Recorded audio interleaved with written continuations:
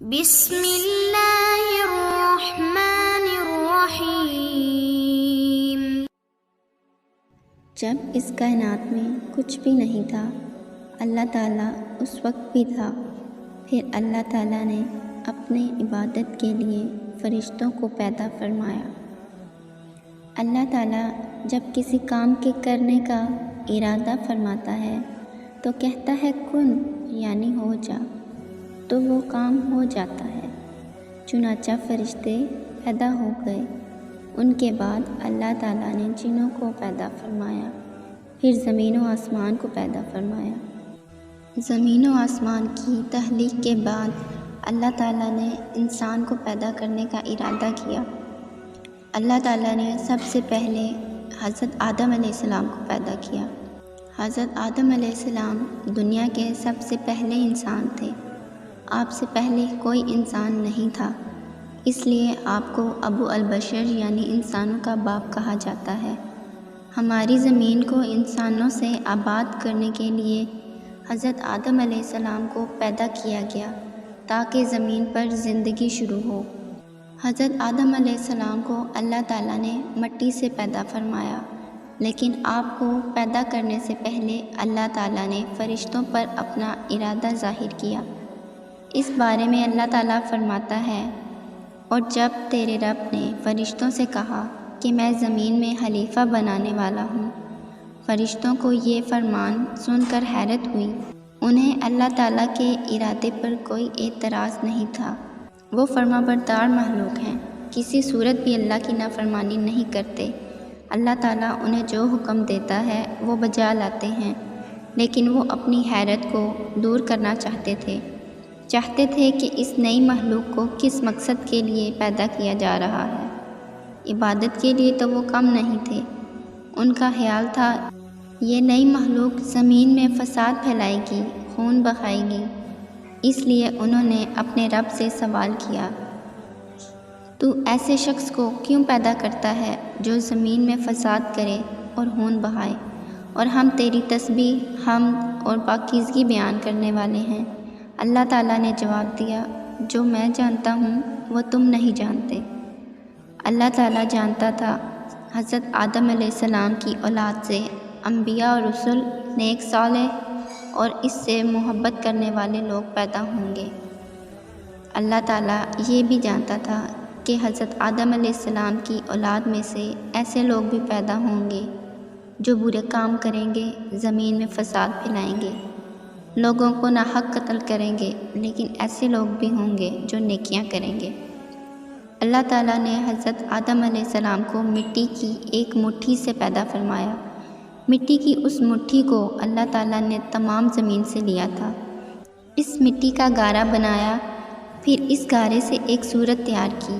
یہ صورت آدمی کی تھی، پھر اس میں اپنی روح پھونکی، اس طرح ان میں زندگی آ گئی، وہ حرکت کرنے لگے۔ مٹی کی اس مٹھی میں چونکہ زمین کی تمام اقسام کی مٹی شامل تھی، اس لیے دنیا میں جتنے لوگ پیدا ہوئے یا ہوں گے سب مختلف رنگوں اور مختلف مزاجوں کے ہیں۔ سیدنا ابو موسیٰ اشعری رضی اللہ تعالیٰ عنہ جلیل القدر صحابہ کرام میں سے ہیں۔ وہ بیان کرتے ہیں، نبی کریم صلی اللہ علیہ وآلہ وسلم نے فرمایا، اللہ تعالیٰ نے حضرت آدم علیہ السلام کو ایسی مٹی کی مٹھی سے پیدا فرمایا جس کو تمام زمین سے لیا گیا تھا، اس لیے آپ لوگ اس لحاظ سے پیدا ہوتے ہیں۔ ان میں کوئی سفید رنگ کا، کوئی سرخ رنگ کا، کوئی کالے رنگ کا، کوئی گندمی رنگ کا، کوئی اچھا، کوئی برا، کوئی نرم مزاج، کوئی سخت مزاج، اور کوئی درمیانے مزاج والا ہوگا۔ جامع ترمذی میں سیدنا ابو ہریرہ رضی اللہ تعالیٰ عنہ سے روایت ہے، وہ فرماتے ہیں، نبی اکرم صلی اللہ علیہ وآلہ وسلم نے فرمایا، جب اللہ تعالیٰ نے حضرت آدم علیہ السلام کو پیدا کیا اور ان میں روح کو پھونکا تو انہیں چھینک آ گئی۔ انہوں نے الحمدللہ کہا اور اللہ کے حکم سے اس کی تعریف کی۔ جواب میں اللہ نے انہیں کہا، یرحمک اللہ، یعنی تیرا رب تجھ پر رحم کرے۔ تخلیق آدم کے وقت فرشتوں نے اللہ تعالیٰ سے کہا تھا کہ تو ایسی مخلوق کیوں پیدا کر رہا ہے جو زمین میں فساد کرے گی اور خون بہائے گی۔ عبادت والا سجدہ نہیں تھا، عبادت والا سجدہ صرف اللہ تعالیٰ ہی کے لیے ہے، کسی اور کے لیے نہیں ہو سکتا۔ اس موقع پر فرشتوں نے حضرت آدم علیہ السلام کی شان کو جان لیا، لیکن ابلیس یعنی شیطان نے سجدہ کرنے سے انکار کر دیا۔ شیطان ایک جن تھا، فرشتہ نہیں تھا۔ وہ غرور میں آ گیا، خود کو بڑی چیز سمجھ بیٹھا۔ اللہ تعالیٰ نے اس سے پوچھا، اے ابلیس، تجھے اس کو سجدہ کرنے سے کس چیز نے روکا جسے میں نے اپنے ہاتھوں سے پیدا کیا؟ اس نے جواب دیا، میں اس سے بہتر ہوں، تو نے مجھے آگ سے پیدا کیا اور اسے مٹی سے بنایا ہے۔ ابلیس کو اللہ تعالیٰ نے آگ سے پیدا کیا تھا، اس میں اس کا اپنا تو کوئی کمال نہیں تھا، پھر بھی وہ غرور میں آ گیا، گمراہی میں پڑ گیا۔ حالانکہ اللہ تعالیٰ بہتر جانتا تھا کہ ان میں افضل کون ہے۔ یہ غرور اور تکبر ابلیس کو اللہ تعالیٰ کی نافرمانی کی طرف لے گیا۔ اللہ تعالیٰ نے اس پر ناراضگی کا اظہار کیا اور اس سے جنت سے باہر نکال دیا، ساتھ ہی اس پر لعنت فرمائی۔ اس سے فرمایا، تو یہاں سے نکل جا، تو مردود ہوا اور تجھ پر قیامت کے دن تک میری لعنت اور پھٹکار ہے۔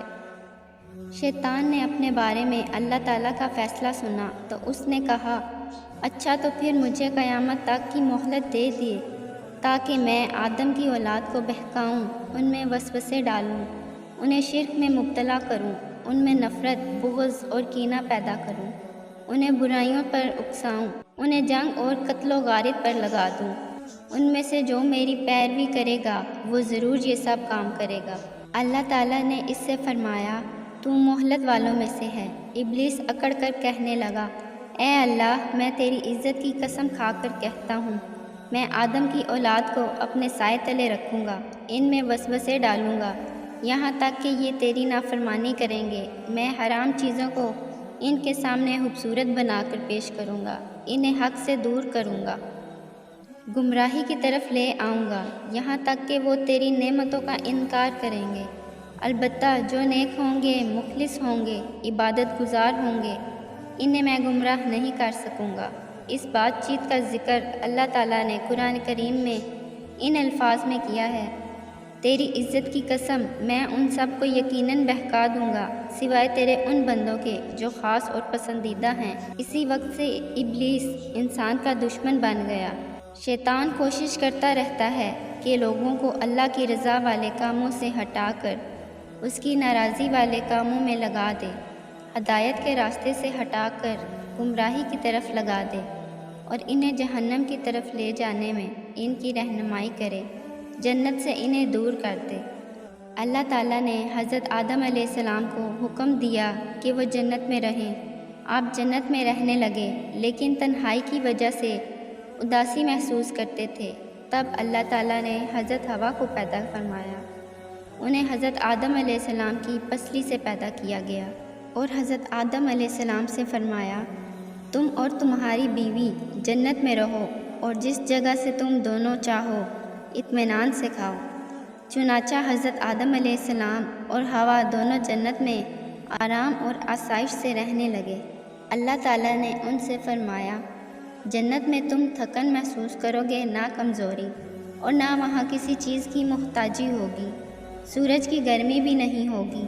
قرآن کریم میں اس بارے میں یہ الفاظ آئے ہیں، اے آدم، یہاں تو تجھے یہ آرام ہے کہ نہ تو بھوکا ہوتا ہے نہ ننگا، اور نہ تو یہاں پیاسا ہوتا ہے نہ دھوپ سے تکلیف اٹھاتا ہے۔ پھر اللہ تعالیٰ نے حضرت آدم علیہ السلام اور ان کی بیوی کو حکم دیا کہ تم دونوں جنت میں رہو، جنت سے ہر چیز کھاؤ، لیکن بس ایک درخت سے نہ کھانا، اس درخت کے پاس بھی نہ جانا۔ قرآن کریم میں اللہ فرماتا ہے، اور ہم نے حکم دیا کہ اے آدم، تم اور تمہاری بیوی جنت میں رہو، پھر جس جگہ سے چاہو دونوں اطمینان سے کھاؤ، اور اس درخت کے پاس نہ جانا ورنہ تم ظالموں میں سے ہو جاؤ گے۔ حضرت آدم علیہ السلام نے اللہ تعالیٰ کے حکم کی تعمیل کی، ان کی زندگی آرام و سکون سے بسر ہونے لگی۔ وہ جنت کے پھل کھاتے، اس کا پانی پیتے، درختوں کے سائے سے لطف اٹھاتے، گھومتے پھرتے اور اللہ کا شکر ادا کرتے، اس کی تعریف بیان کرتے، اسے سجدہ کرتے، اس کی تسبیح کرتے اور نعمتوں کی قدر کرتے۔ جس درخت سے انہیں روکا گیا تھا اس کے قریب بھی نہ جاتے۔ ان حالات کو دیکھ کر شیطان کا مارے غصے کے برا حال ہو گیا۔